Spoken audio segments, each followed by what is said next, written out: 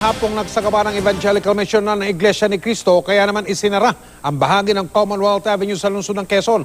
Kamustahin po natin ang daloy ng trapiko sa lugar na yon sa mga sandaling ito. Nakatutuko ay si Cesar Apolinario. Cesar, kamusta dyan? Mike, hanggang sa mga oras na ito ay sarado pa rin itong bahagi ng Commonwealth Avenue dahil para nga bigyang daan itong Evangelical Mission ng Iglesia ni Cristo. At kanina ay nakatanggap tayo ng report mula sa MMDA na mula Fairview hanggang Circle, itong westbound, light to moderate ang daloy ng mga sasakyan. Samantalang mula naman sa Circle, kung galing ka ng Circle papuntang Fairview, ay medyo moderate to heavy traffic pagkagaling ka dyan sa may Evergotesco hanggang dito sa may Batasan at Litex. At ito ngang Evangelical Mission ay nagpatuloy hanggang sa mga oras na ito.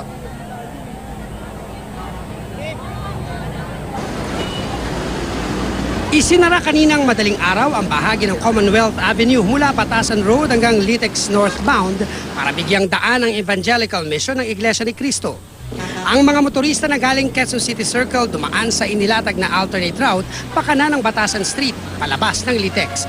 Karamihan sa mga motoristang dumaan sa kahabaan ng Commonwealth Avenue, maayos naman ang naging biyahe. Hindi tukod ang trapiko mula Tandansora hanggang Batasan.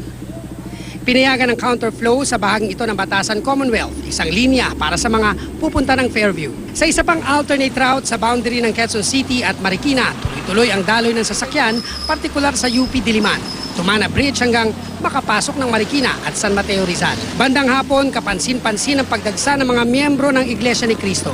May ilang nagtiyagang naglakad papunta sa venue sa Commonwealth na pinagdarausan ng Evangelical Mission. Ang iba may dalang sasakyan. Oo, buong barangay! Puno naman! Lahat na kasama namin!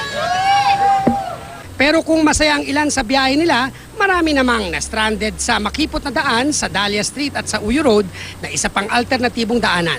Mistulang mahabang parking lot ang kalye, pati ang iba pang daan sa maghapon sa dami ng sasakyang dumaraan dito.